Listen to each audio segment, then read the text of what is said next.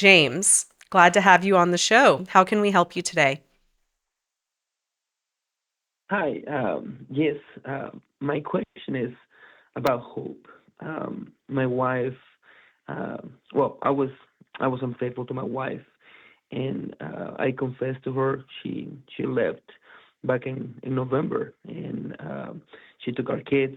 And since then, I haven't been seeing our kids.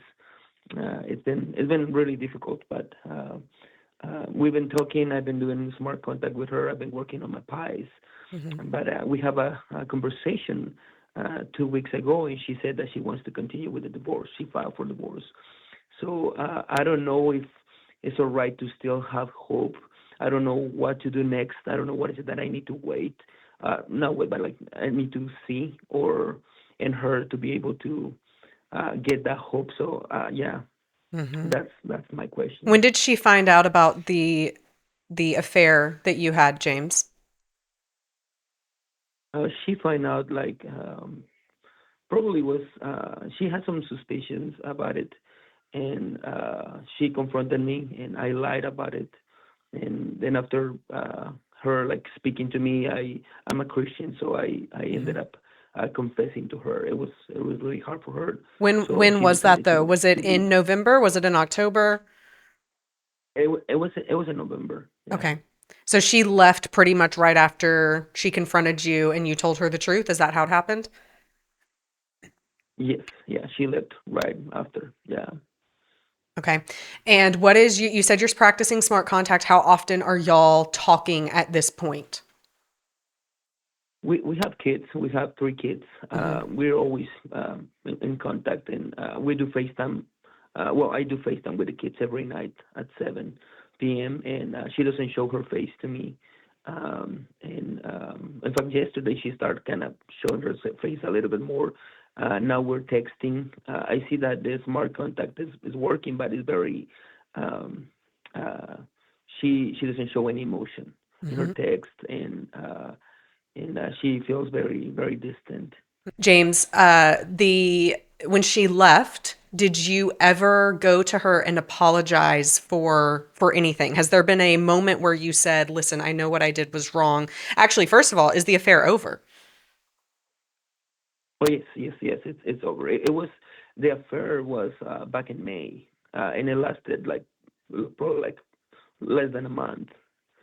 And then I spoke with this lady. She was my secretary in that time, and yeah, I couldn't continue with that because it was very hurtful for me for my Hmm. faith, and so I stopped there. But I kept that hidden. Okay. Marcus, what questions do you have? One more. Is she still your secretary? No, no, no. I don't see her. Like I don't work in the same place anymore. Okay. James, have when she left, was there any discussion from you of, I know what I did was wrong. I'm sorry. Will you forgive me? Yes, yeah, yeah. Well, when she left, she was with contact. Well, I didn't see her for a month. Hmm. I didn't know where she was. She just took the kids. Hmm. It was a month without seeing her. Hmm. Then finally, for Christmas, she decided to do FaceTime with me to say Merry Christmas with the kids. And since then, I've been doing FaceTiming, and I have seen her in court a couple of times.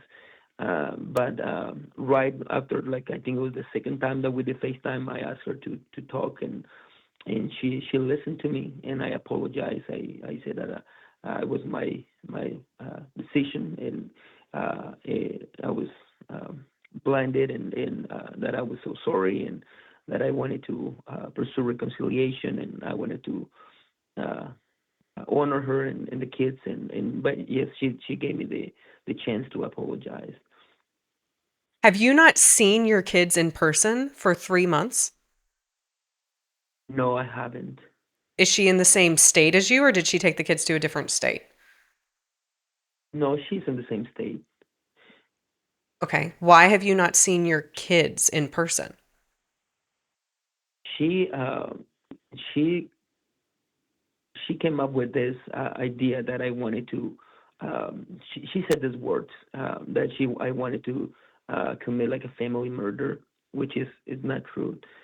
We ended up in court because of that, and she explained why she was thinking about that, and Wait, the what? judge, yeah, she said that I wanted to commit family murder, and she put a lot of protective orders against me. None of them were approved. The judge denied all of them. She lives in this reality and the things that I'm gonna hurt the kids, which she has never seen anything from me before. I always been a good husband to her, and but now I feel like she's exaggerating everything. How long you guys been married and how old are your kids? I've been married to her for 11 years, and my kids are one is 10, the other one is 8, and then I have a girl. She's 4 years old. And the basis on her saying that I wanted to commit family murder pretty much is because I was following the police and like the Facebook, and I was like back in June last year. I was making a comment on like an incident that happened here at Tulsa, and then she misunderstood that. She never mentioned anything from there. She kept living with me, and but now she's using that incident to protect herself and the kids from me. Yeah, that's why she didn't want to show me the kids. Okay. So, sounds like there's a lot going on there, James. Is there actually a protective order? Is it standing right now? No, no, no, no. The judge, the last time that we were in court, the judge told her that what she said doesn't make sense. Okay. That a person that is being threatened by another one, saying that he's gonna do a family murder, doesn't keep living with the same person, and neither let this person, have access to their kids. And so, the judge said that he didn't believe her.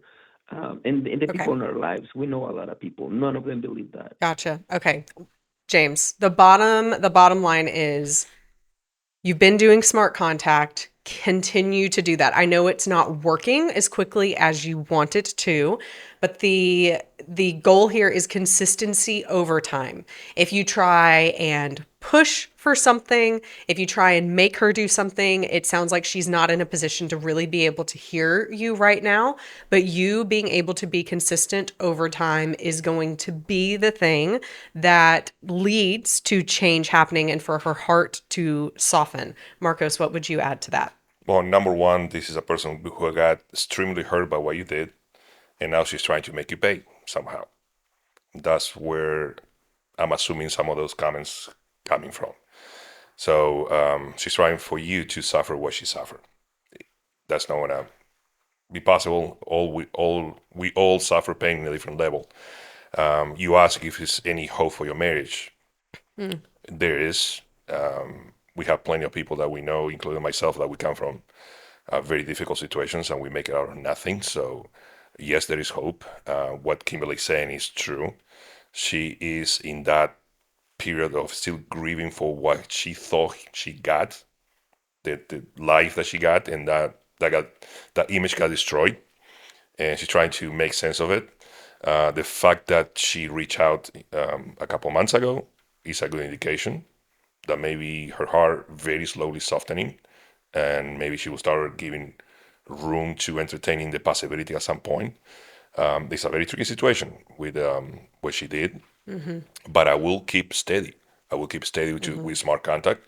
I will not force things. One of the things I always say to people when they start seeing some indication of a light at the end of the tunnel, I tell them, do not grab more than that is given to you, and be very careful with that. Or seeing a little bit of hope on something, maybe she allows you to see the kids in the next few days, weeks, what have you, and you start trying to go and force your way in. Don't do that. Just wait for the chances, be available, and take the chances that they are given, and no force any more than that. That's good.